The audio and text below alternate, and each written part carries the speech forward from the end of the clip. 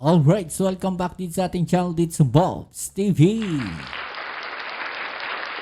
Okay, so ito pag-usapan natin mga babayan. No? Ito pong nakikita ninyo ngayon sa inyong monitor screen, no? Sa inyong mga cellphone, sa mga laptops mga babayan, no? Ay walang iba kundi si Maureen mga babayan. No? Ang batang sumulat po, no? Sa ating Pangulong Bongbong Marcos. No, napakasensitibo po ng kanya mga isinumbong at mga sinabi dito sa video na to mga babayan. Okay, so pag-uusapan po natin yan. At dito po makikita natin no, kung ano yung malaking pagkakaiba ng ating Pangulong Bongbong Marcos sa nakaraang Pangulo. No, ito pong si Digong, no, ang dating Pangulong Duterte. Ewan ko na lang mga kababayan, no, kung anong masasabi ngayon ng mga DDS po. No, dito po sa ating mga tatalakayin ngayon. Dito po sa ating mga pag-uusapan ngayon. Pero syempre, no, bago ang lahat po yan, please don't forget to subscribe, like, share, at comment dyan sa comment section.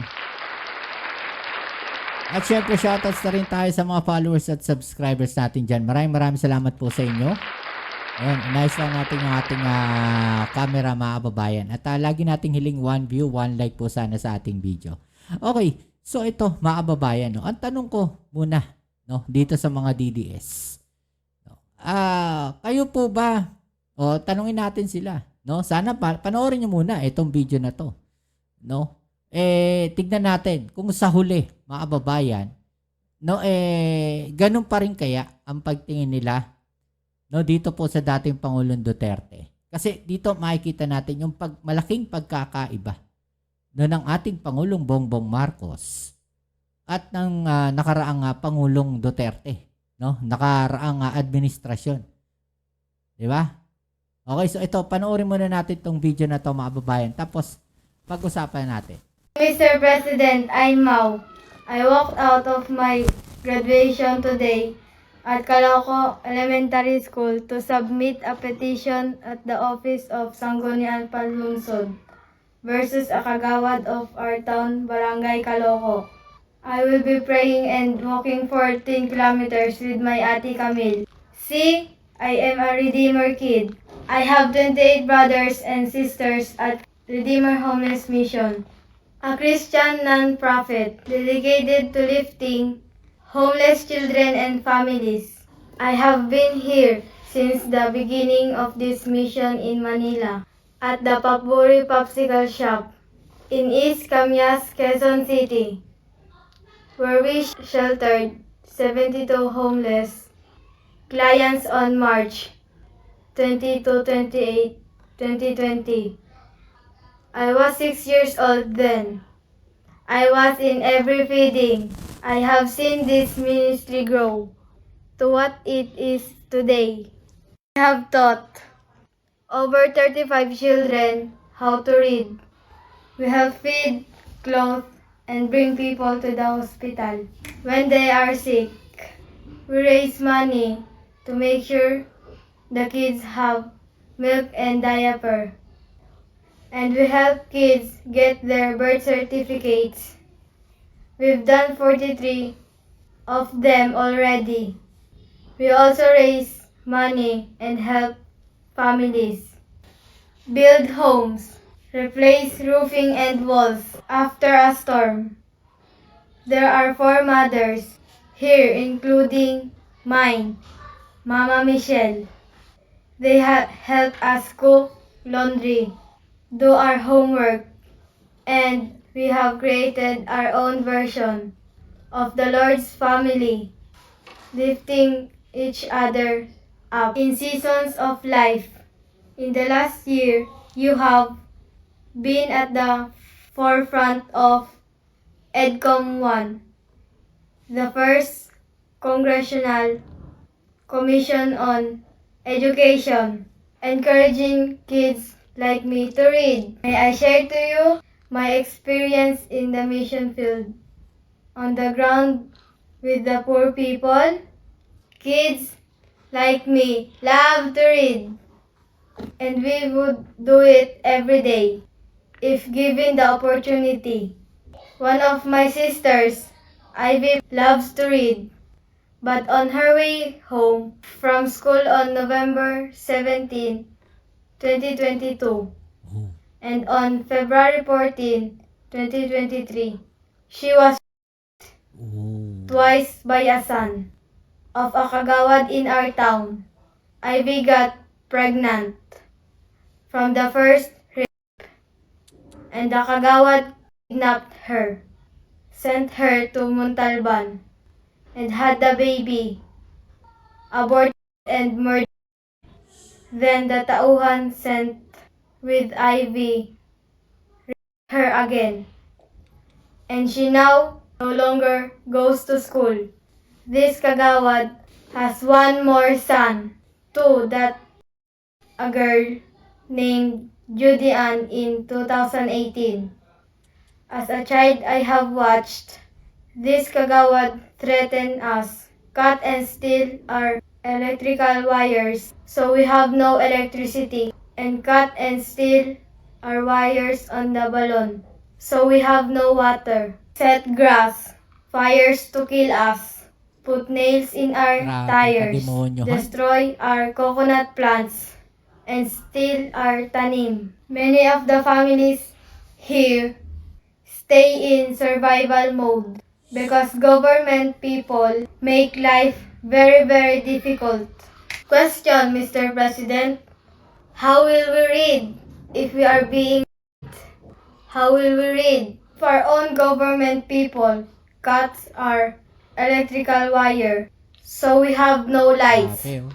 How will we read if our own kagawads cut our balloon wires? We have no water. We are kids. We are not involved in your political parties. I just want to go to school without being raped. So can you please help us, Mr. President? By the time you read this, I will be on my prayer walk. The petition which I will submit has 201 signatures from our community, including Kapitan Jason and Kagawad Terobias, Kagawad Yanan, Kagawad Tatel, and Kagawad Ipin, who have supported us. Maybe if you have some time, you could walk with me. I'll make you kwento. Thank you for your time, sir. We are praying for you. May the Father give you the fortitude to protect the children of Caloocan and the entire Philippines. I'm Mau, and I approve this message.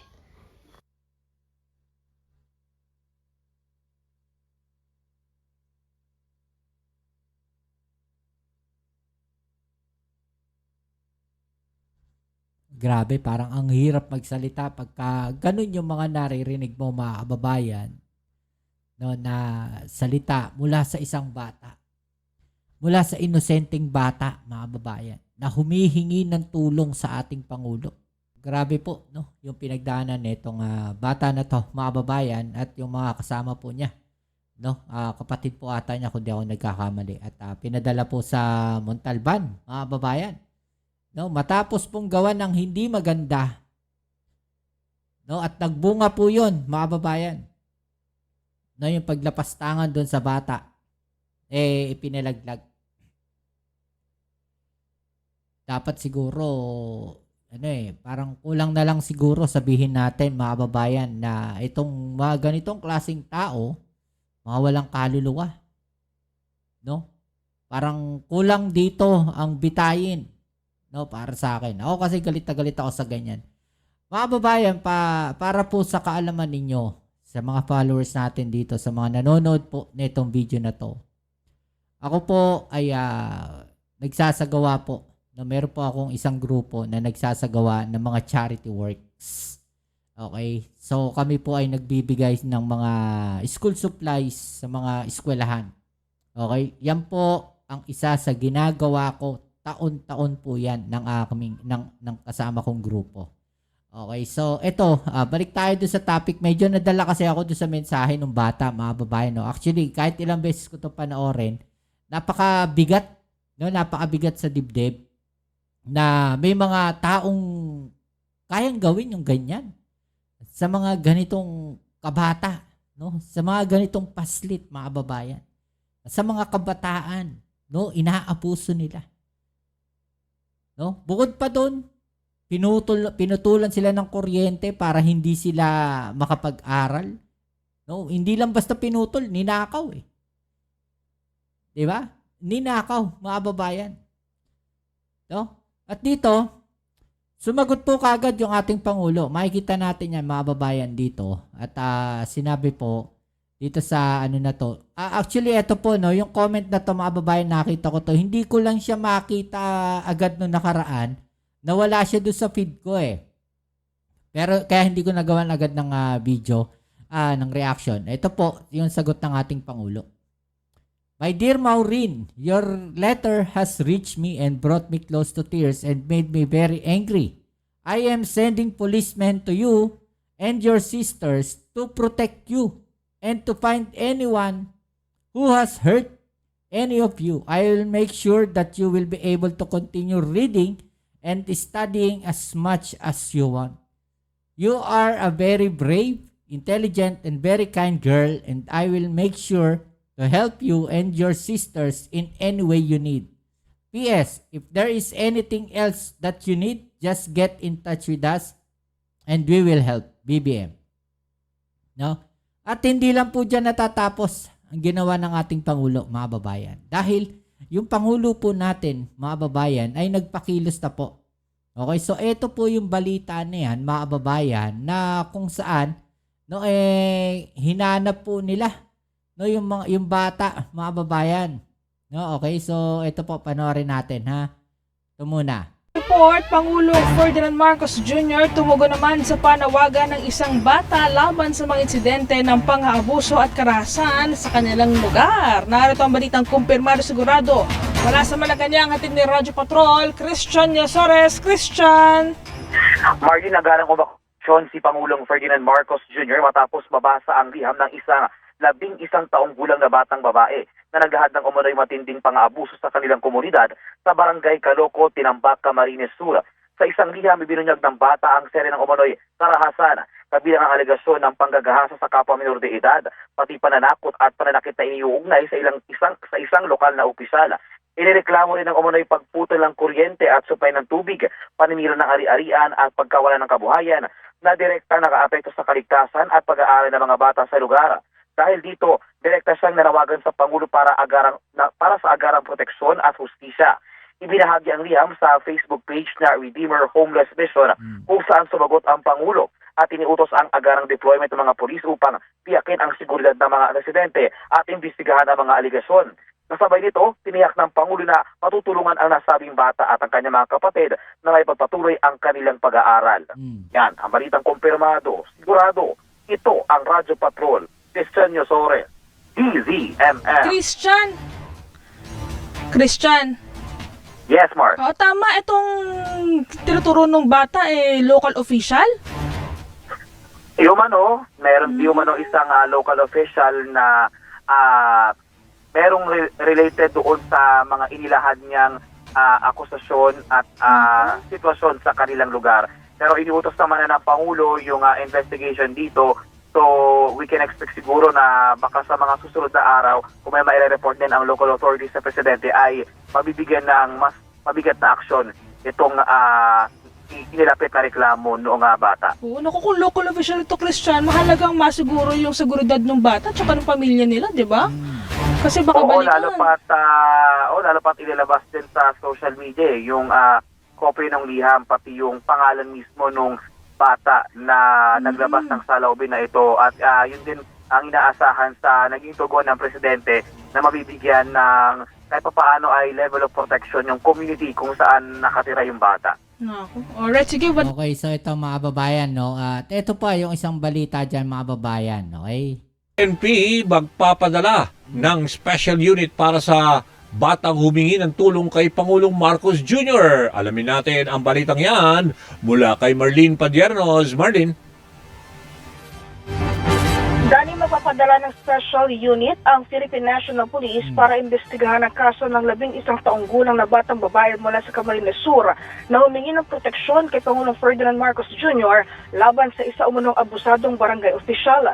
Kaugnay ito sa open letter sa social media ng bata na nasa pangalaga ng Redeemer Homeless Mission sa bayan ng Tinambak kung saan inilad ito ang mabibigat na paratang kabilang na ang panggagahasa umano na ginawa ng anak at aid ng kagawad. Gayon din ang mga pagbabanta at pangharas ng mga bata sa kanilang komunidad.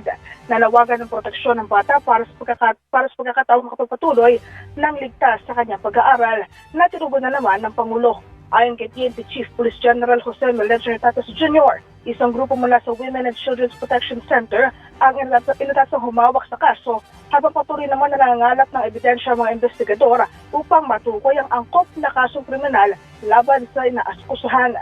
Samantala nanawagan din ng PNP sa ibang mga biktima na lumantad at humingi ng tulong sa mga otoridad kasabay ng pangakong tulong at proteksyon mula sa pambansang pulisya. Git naman ng Nartates, mananagot sa batas ang lahat ng mga patunayang umaabuso sa kanilang mga kapangyarihan. Okay, so yan mga kababayan yung balita po. Nagpadala po ng police. Pero ang latest update, eto na po mga kababayan, no? Ito po yung latest update yan. Okay? News 5 mga kababayan, sabi po, sensitibong balita, kinumpirma ng Philippine National Police, mga kababayan, na naakulong na ang barangay Kagawad. Wala niya. Kagawad lang yan, mga kababayan ng barangay, ha? Na inireklamo ng isang Camarineser student sa kanyang sulat kay President Bongbong Marcos. Base sa verification ng mga polis, naakulong na ang naturang kagawad sa Tinangis Penal Farm para sa isang 2023 na kaso rin. No? Naakulong na pala to, mga kababayan, dahil may kaso uli siya noong 2023. May hiwalay ding reklamo kinakaharap ang kagawad kaugnay ng umano'y nawawalang electrical drop wires. The PNP assures the public that reports affecting the safety of children are handled with urgency. Ayon kay PNP Chief Nartates Jr. mga babayan. 2023, inulit pa mga babayan. May kaso na rin pala ito. Parang ang magandang parusa dito, putulan mga babayan. No? Pero po, ito ang matindi dyan mga babayan. No? Ito po ang matindi dito sa pag-uusapan natin. Dahil kung yung Pangulo natin, no, nagalit, no, dyan po sa mga nangyari na yan, sa mga pinagagawa na yan, itong mga tao na to, aba, ito pong isang to mukhang ano pa mga babayan, mukhang ano tawag natin dito, proud pa po siya sa kanya mga pinagagawa mga babayan, ha? Ito po ang dating Pangulong Rodrigo Duterte, mga babayan. Parang proud pa siya dito sa kanyang pinagagawa. No? O ito, panoorin natin. Ikunento niya ang naging kumpisal daw niya sa pari noong siya ay first year high school tungkol sa panghihipo umano niya sa kanilang kasambahay. Bagay na kinokondena ngayon ng grupo ng kababaihan. I went to the room of the maid. Oh, I lifted the blanket.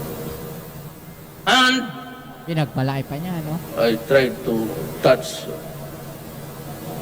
what was inside. Hindi na namin itutuloy ang masiselang bahagi ng pangungumpisal umano ng Pangulo. Pero sabi niya, kasabay daw ito ng pangmumules siya naman umano sa kanya ng pari. Kaya haba ng hinahawakan ka naman. Pero makailang beses nang ang mga kontrobersyal na pahayag ng Pangulo, kalaunay binabawi niya at sinasabing nagbibiro lang siya. Ganyan siya lagi. No?